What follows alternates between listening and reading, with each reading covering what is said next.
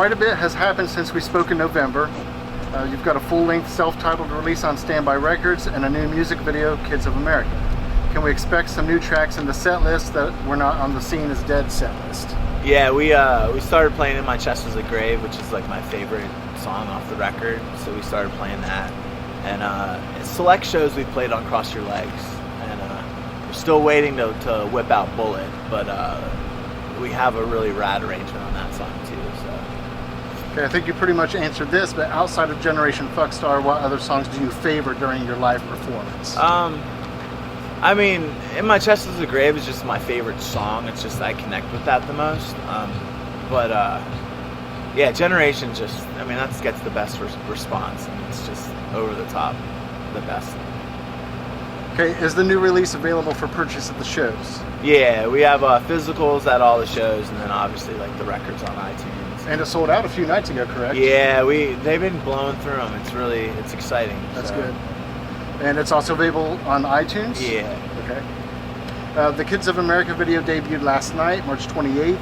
Do you have any thoughts as to the next track that we can expect to see a video for? I've heard mention of Sick Suicide. Yeah, that was the thought. Well, we had a couple days off. Well, actually, we had a day off in Connecticut, and we shot a video for Godhead Killers, which wasn't supposed to be really a single or anything, but we were at an insane asylum, and it was an abandoned one, and there was a room in the basement where someone had been buried, and then the shovel was still in the ground, and we were just like, we have to shoot a video here. So we directed the video ourselves. Needles pretty much directed it, and we all did all the lighting. We did everything ourselves. Now we're editing it right now, but we're gonna release it at some point. I don't know if it's gonna be the next single per se, but it's in the can, and we have it in our back pocket. Okay. Would it be safe to say that you will be working with Chad Michael Ward again in the future? I love Chad. I mean, when we can work with him, I love to work with him. But now that we're starting to do our own videos, it's like we have so much control, and it's exciting. So we'll definitely work with Chad, though. After this tour, is it straight back into the studio, or will there be a much-deserved break before starting on the next release? We'll have a couple weeks off, and then we're going to slug it out. I think the better part of this year, we're going to be on the road, and it's the way it should be. We're building up to get out on Headliner, and that's what our goal is, and we want to play our whole set and have our whole production, give the fans what they're wanting. I have noticed you're playing bigger venues now as opposed to the last tour. Yeah, awesome. It's getting bigger, and like so many more of our fans are coming out now. So we're growing. It's really exciting to see it. We treat our fans like gold, and it's working. It's paying off. Do you write a lot of music while on the road, or is it too hectic to really concentrate while on tour? I don't really have a free second to myself most of the time. I always try to jot down the lyrics, and I have a little voice recorder in my phone, so I always, just scat off some words and stuff. I got into music at a very young age, and music has always been a huge part of my life. Music helped me get through some tough times, and really couldn't imagine living life without it. My first album was Kiss Destroyer when I was 8 years old. Do you remember your first CD album or cassette? Or 8-track? No. The first one that mattered to me was Guns N' Roses' Use Your Illusion 2. Okay. That was like the one that really just stuck with me.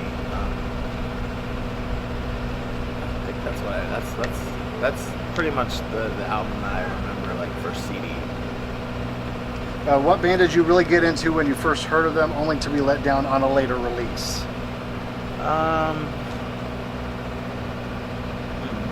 I really got into the Used a few years, 10 years ago.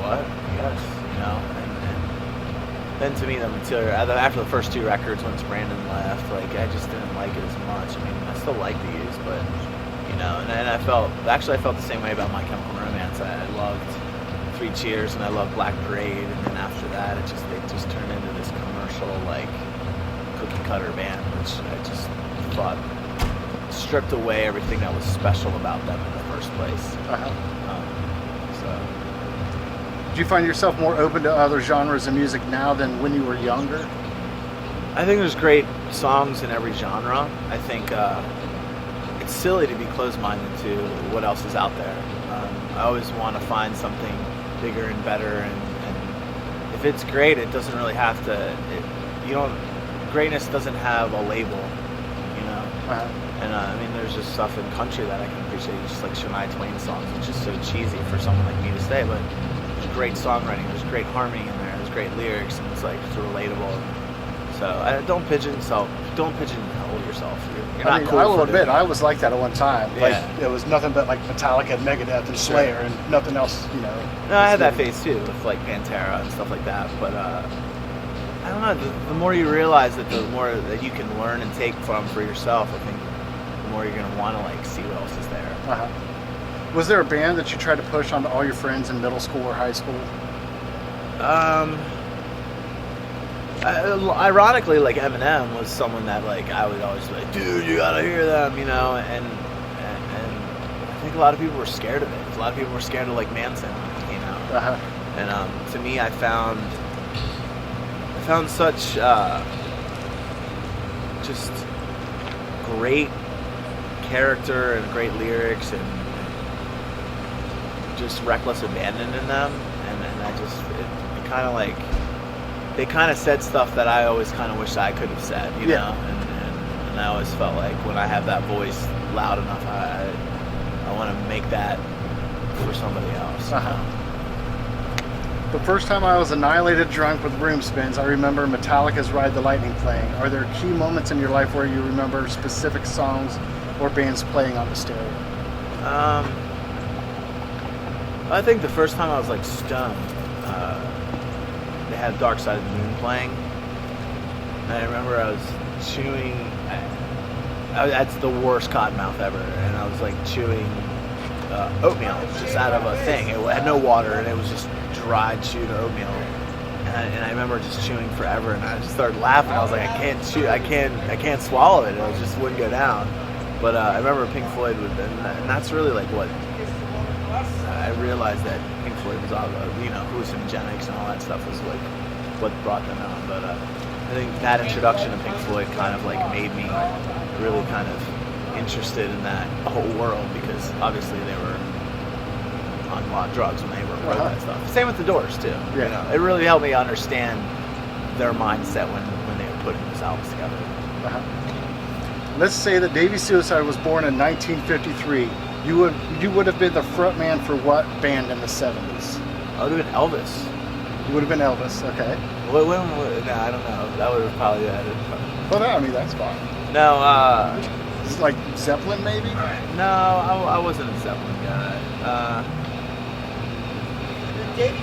I would probably been in the Doors. Okay. I love Jim Morrison. And I love Queen too. So, probably Bowie. Maybe David Bowie. There's a lot. There's three. It depends. I probably would have just been my own self. But okay, for this next question, you cannot answer Guns N' Roses. All right. Okay. Davey Suicide was born in '63. What hair metal band would you have been the frontman for in the '80s? Was Pantera start? Did they start there? They were. Skid Row. We'll go Skid Row. Okay, Skid Row. Yeah. Celebrity deathmatch: Davey Suicide versus who? And how does it end? Describe the finishing blow. That would be against Rob Zombie. And I'd beat him over side of his head with Sherry Moon.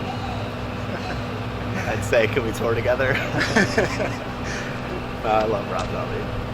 All right, that's all I got for you this time. Cool. Thanks for your time. It's always a pleasure talking to you. Have fun on the tour, and good luck with everything after the tour. You can catch Davey Suicide on the Wide Awake and Dead tour and purchase the new self-titled release on iTunes, and check out killersneverdie.com. Attaboy. Thanks a lot. Thank you.